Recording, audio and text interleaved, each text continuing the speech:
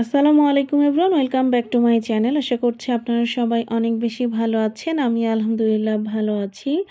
আজকে আমি আমার ব্লগটি শুরু করছি রাতের বেলা থেকে। তো রাতে আমরা চলে এসেছিলাম একটু ডেন্টাল ক্লিনিকে। এখানে মেইনলি জারিফের বাবাকে একটু ডক্টর দেখাতে এসেছিলাম। তো এখানে আসলে প্রচুর পরিমাণে সিরিয়াল ছিল। তো আমরা মোটামুটি অনেক রাত পর্যন্ত এখানে ওয়েট করছিলাম। আর এদিকে আসলে অনেকক্ষণ ধরে ওয়েট করতে করতে আমার বাবাটার একটু ক্ষুধাও লেগে গিয়েছে। তো এখানে জারিফের বাবা নিচে একটা সিপি ছিল, ওখান থেকে জারিফকে নাগেটস কিনে দিয়েছে এবং সেই নাগেটসটা এখন জারিফ খাচ্ছে। আর এদিকে আমার বাবাটার আসলে অনেক বেশি ক্ষুধা লেগে গিয়েছিল, যেহেতু আমাদের এখনও কারো রাতের খাবার খাওয়া হয়নি। আর যেহেতু এখানে ওয়েট করতে করতে অনেক রাতও হয়ে গিয়েছিল, তাই বাবাটা অনেক মজা করেই খাবারটা খাচ্ছিল মাশাআল্লাহ। তো ফাইনালি দীর্ঘ অপেক্ষার পরে এখন জারিফের বাবাকে ডক্টর দেখবে, তো জন্য এখানে জারিফের বাবা শুয়ে আছে। তো জারিফের বাবাকে মেইনলি 2টা বা 3টা দাঁত ফিলিং করতে হবে আর একটা দাঁত রুট ক্যানেল করতে হবে। তো ডক্টর বলেছে আরও 2-3 দিন পরে যেতে, কারণ ওনার আরও অনেকগুলো শিডিউল আছে, যেহেতু উনি একাই রোগী দেখেন, ওনার পার্সোনাল ক্লিনিক এটা। তো ডক্টরটা অনেক ভালো। আমার একটা ফ্রেন্ডের কাছ থেকে ডক্টরের ঠিকানাটা পেয়েছিলাম, ও ওখানে ডক্টর দেখায় আর কি। আর এদিকে জারিফের বাবাকে বেশ কিছু মেডিসিন দিয়েছে। আসার সময় ওখানে লাইভ বেকারি থেকে একটা কেক নিয়েছিলাম, এই কেকটা বেশ মজার। আর জারিফের এই নাগেটসটা অনেক ভালো লেগেছে, তাই ও আরও একটাও এনেছিল সাথে, বাসায় খাবে সেজন্য। আর এটা হচ্ছে গিয়ে তারপরের দিন বিকেল বেলা আমি চলে এসেছিলাম ছাদে একটু গাছগুলোর পরিচর্যা করার জন্য। তো প্রথমেই দেখতে পেলেন আমার বেগুন গাছে মাশাআল্লাহ বেশ কিছু বেগুন এসেছে। আর এদিকে আমার 2টো মরিচ গাছে তো মাশাআল্লাহ দিলে বাম্পার ফলন, এর আগেও আপনারা দেখেছেন।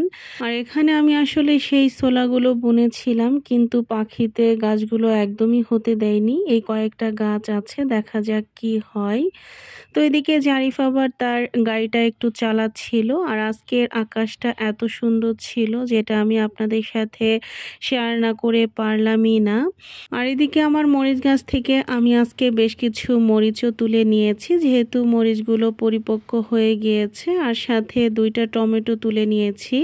গাছের এই টমেটোর ডালটা আসলে ভেঙে গিয়েছিল, তাই 2টো টমেটো তুলে নিলাম। আর আজকে আমি আসলে প্রত্যেকটা গাছের গোড়াতে কোকোপিট দিয়ে দিয়েছি। বাসায় বেশ কিছু কোকোপিট ছিল, তো এই যে দেখতেই পাচ্ছেন মরিচ গাছের গোড়াতেও বেশ কিছু দিয়েছি। এটা হচ্ছে গিয়ে বোম্বাই মরিচ গাছ। আর এখানে আলু গাছগুলোর অবস্থাও খুব একটা ভালো না, আলুগুলো তুলে ফেলতে হবে, কারণ গাছের গ্রোথ খুব একটা ভালো নেই। তো এদিকে আমার প্রত্যেকটা গাছে কোকোপিট দিতে দিতে এদিকে মাগরিবের আজানও হয়ে যায়। অলরেডি আপনারা পরিবেশ দেখেই বুঝতে পারছেন। আসলে প্রত্যেকটা গাছের গোড়া আমি খুব সুন্দরভাবে ক্লিন করে তারপরে হালকা কুপিয়ে তারপরে কোকোপিটগুলো দিয়েছি। আর এটা করতে মোটামুটি আমার বেশ সময় লেগেছে।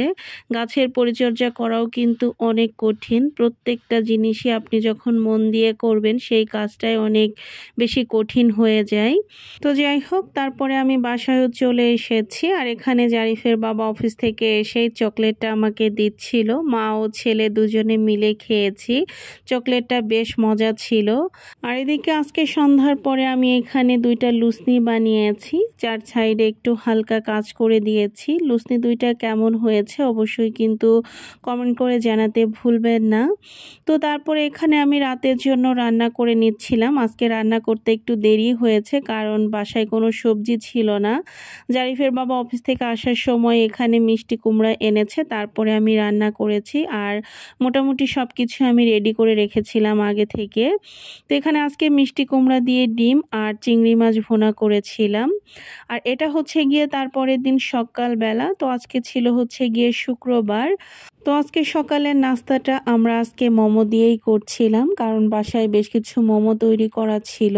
তো মোমো খাওয়া শেষ করে এখন আমরা চলে এসেছি ছাদে। ছাদে আসার মেন কারণ ছিল আমার আলুগুলো তোলা, যেহেতু আলু গাছের অবস্থা খুব একটা ভালো নেই। আশা করছি আপনারা ভিডিওতেই দেখতে পাচ্ছেন।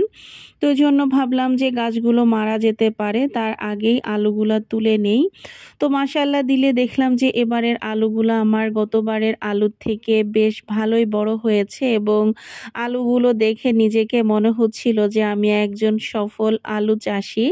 যদিও আলু গাছগুলো আমি এর আগে অন্য টবে লাগিয়েছিলাম আগের বাসার, এবং সেখান থেকে তুলে আমাকে এই টবে দিতে হয়েছিল। তো এই কারণে গাছের গ্রোথ খুব একটা ভালো হয়নি এবার। আশা করছি সামনে বেশ ভালোভাবেই আলু লাগাবো, আরও ভালো আলু চাষি হয়ে উঠবো ইনশাল্লাহ।